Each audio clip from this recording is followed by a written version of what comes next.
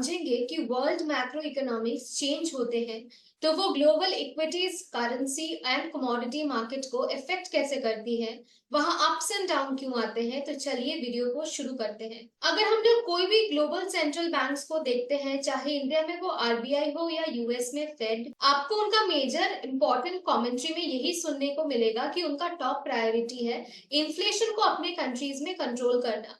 अगर एक कंट्री की सेंट्रल बैंक ये कहती है कि मेरा फोकस है इन्फ्लेशन के अराउंड, तब आपको ये समझना होगा कि जो भी पॉलिसीज फिर सेंट्रल बैंक लाएगी वो इन्फ्लेशन के अराउंड ही होगी। इसीलिए अगर सिर्फ इन्फ्लेशन के डेटा पॉइंट्स पे फोकस करिए लार्जली, तो हमें समझ आएगा कि उसके चलती सेंट्रल बैंक पॉलिसीज जो बनाती है क्यों बनाती है, और वो सब equities market, gold, currency, crude oil, इन सबको इफेक्ट कैसे करती है।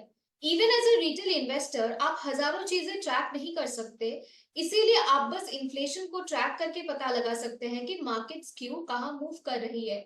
इस वीडियो में हम एकदम बेसिक से स्टार्ट करते हैं कि इन्फ्लेशन है क्या। इन्फ्लेशन है rising price of a commodity, यानी सपोज आज ऑनियन का प्राइस है 10 रुपीज अ केजी और वो फिर 12 रुपीज केजी हो जाती है, तब हम कहते हैं कि इन्फ्लेशन के चलती हुआ है।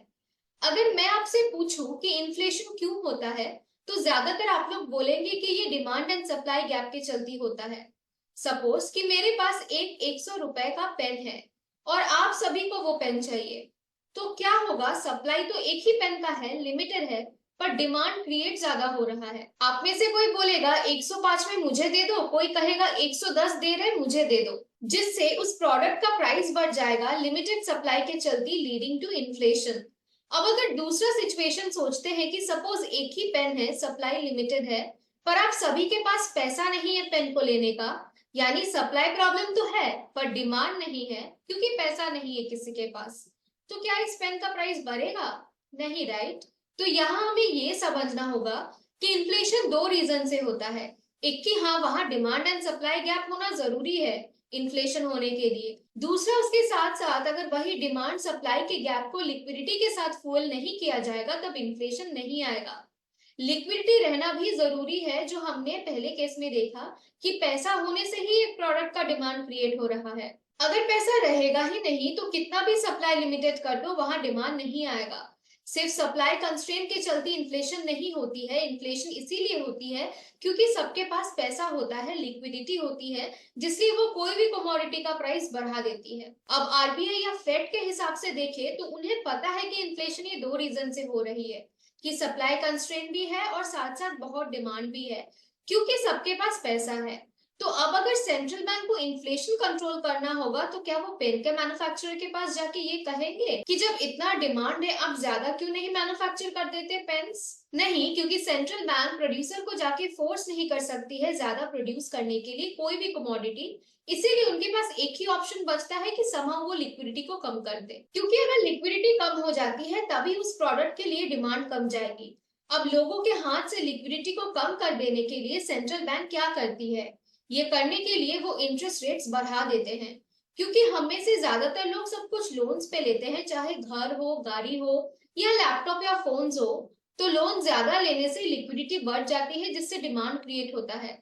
वैसे ही लिक्विडिटी को कम करने के लिए इंटरेस्ट रेट बढ़ा दिए जाते हैं जिससे लोग लोन्स लेना प्रेफर कम करते हैं, हेंस डिमांड नहीं बढ़ती कमोडिटी का और इन्फ्लेशन कंट्रोल में रहती है। इंटरेस्ट रेट जब बढ़ता है उसका डायरेक्ट लिंक होता है इक्विटी मार्केट के साथ, यानी स्टॉक मार्केट में एक्सपेक्ट किया जाता है कि वो डाउन हो जाएगा due to rise in interest rate. ऐसा क्यों? तो जब इन्फ्लेशन बढ़ी, इंटरेस्ट रेट्स को बढ़ा दिया गया जिससे आप लोन्स लेना कम कर दिए, तो इससे बैंकिंग स्टॉक्स जो मार्केट में ट्रेड हो रहे हैं उनका क्या होगा?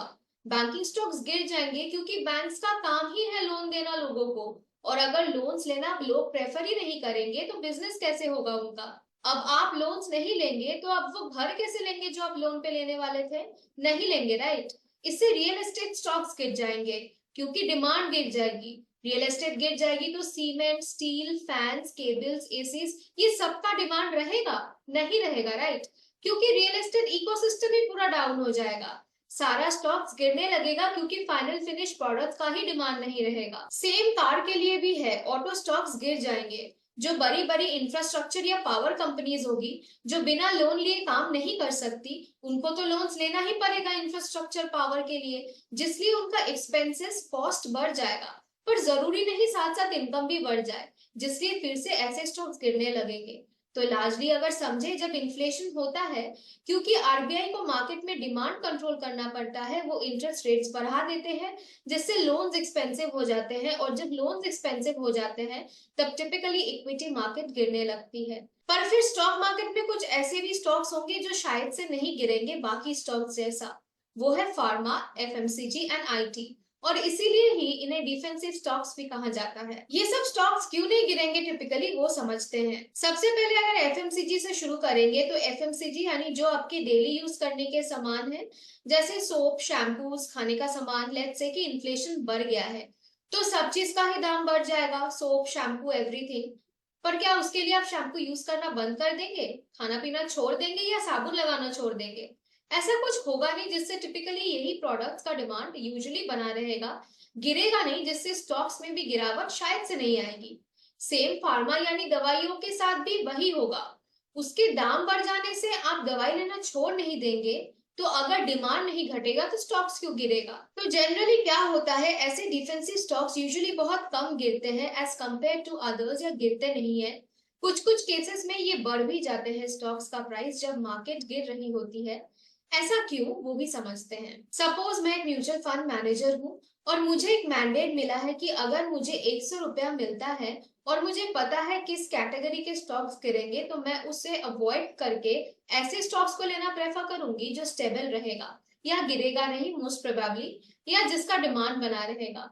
जिसलिए क्या होगा, डिफेंसिव स्टॉक्स का डिमांड बढ़ जाएगा क्योंकि मनी फ्लो ज्यादा होने लगेगा फ्रॉम प्रीवियस सेक्टर्स जिसमें डाउनफॉल हो रहे हैं, हेंस उनका प्राइस भी बढ़ जा सकता है। तो हमने अभी तक क्या देखा, जब इन्फ्लेशन बढ़ती है, इंटरेस्ट रेट्स बढ़ते हैं, लोन्स महंगा हो जाते हैं, जिससे लोग उसे लेना अवॉइड करते हैं।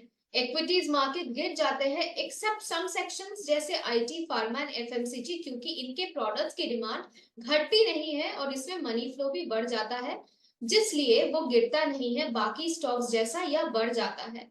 और एक रीजन है कि फार्मा और आईटी स्टॉक्स गिरते नहीं है यूजुअली, क्योंकि वो एक्सपोर्ट ड्रिवन होते हैं। अब क्योंकि इतने एक्सपोर्ट करते हैं ये लोग, इसीलिए इनका इनकम डॉलर्स में होता है। ऐसा क्यों है कि डॉलर्स में इनकम होने के चलते ये स्टॉक्स गिरते नहीं है, आइए वो भी समझते हैं।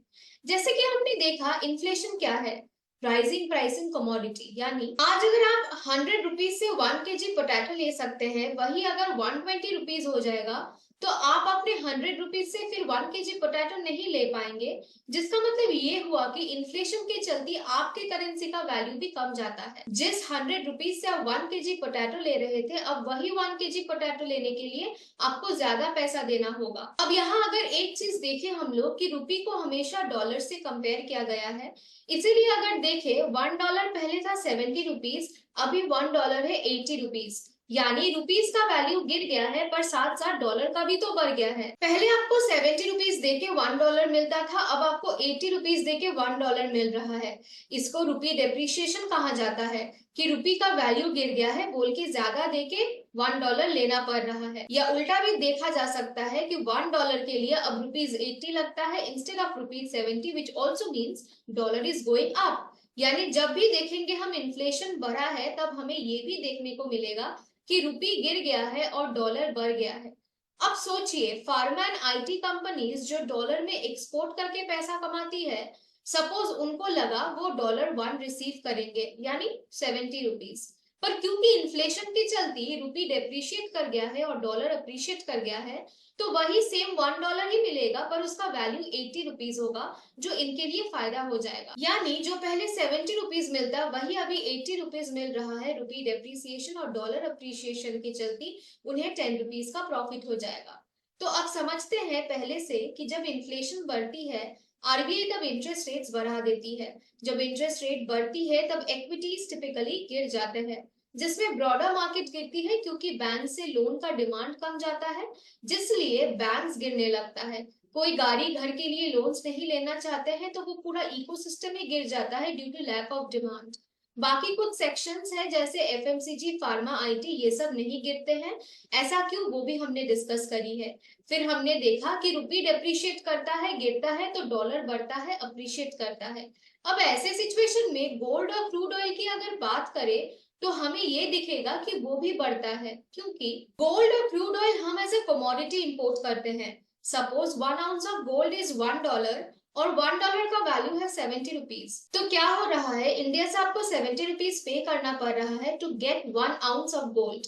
पर हमें पता है इन्फ्लेशन की चलती $1 70 नहीं रहेगा, 80 हो जाएगा। तो पहले आपने जो खरीदा था $1 दैट इज 70 रुपीज देके, उसका वैल्यू अभी 80 हो गया है, बढ़ गया है, जिसलिए इंडियन मार्केट में ज्यादा दाम में गोल्ड ट्रेड होने लगेगा। Same happens with crude oil, क्योंकि ये सब कमोडिटी हम इंपोर्ट करते हैं, इसीलिए डॉलर में पे करते हैं। जब भी ऐसा होता है, इन्फ्लेशन बढ़ती है, तब गोल्ड और क्रूड ऑयल के प्राइसेस भी बढ़ते हैं, क्योंकि वो इंडियन कॉन्टेक्स्ट में एक्सपेंसिव हो जाते हैं ड्यू टू रुपी डेप्रिसिएशन। अब इस पूरे सिस्टम को कंक्लूजन के हिसाब से अगर देखें तो जब भी इन्फ्लेशन बढ़ती है, इंटरेस्ट रेट्स बढ़ते हैं।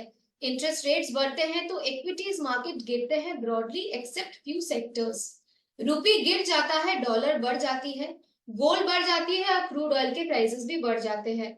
यही अगर उल्टा देखें कि जब इन्फ्लेशन घट रही है तब इंटरेस्ट रेट्स नीचे आ जाती है। जैसे ही इंटरेस्ट रेट्स कम जाते हैं, इक्विटीज मार्केट ऊपर जाती है, क्योंकि लोन्स लेना चीप हो जाता है, डिमांड बढ़ जाता है सब चीज का लिक्विडिटी के चलती। Next, pharma, IT, FMCG companies गिरने लगेंगी। ठीक उल्टा होगा, क्योंकि जब रियल एस्टेट, ऑटो इंफ्रास्ट्रक्चर जैसे कंपनीज फिर से चलने लगेगी, वहां डिमांड आने लगेगा, वहां ज्यादा कैश फ्लो भी आएगा, जिसलिए सारा पैसा डिफेंसिव स्टॉक से शिफ्ट होके इस सेगमेंट में आ जाएगा, जो पहले परफॉर्म नहीं कर रही थी due to high inflation. Rupee appreciate करेगा, डॉलर डेप्रिशिएट कर जाएगा, क्योंकि डॉलर डेप्रिशिएट करेगा, इसीलिए गोल्ड और क्रूड ऑयल का भी प्राइस कम जाएगा। यही सबसे इजी एंड सिंपल एक्सप्लेनेशन है समझने के लिए कि inflation, stock market, currency, commodity, gold, crude oil सबके बीच का कोरिलेशन क्या है। एक्चुअल प्रैक्टिकल मार्केट में यही होता है 99% of the time. I hope ये वीडियो आपको अच्छी लगी है। अगर हाँ, तो हमारे चैनल को सब्सक्राइब करके बेल आइकन को हिट कर दीजिए, जिससे लेटेस्ट वीडियो की नोटिफिकेशंस आप तक आते रहे। मिलते हैं ऐसे और एक इंफॉर्मेटिव वीडियो के साथ, तब तक के लिए धन्यवाद।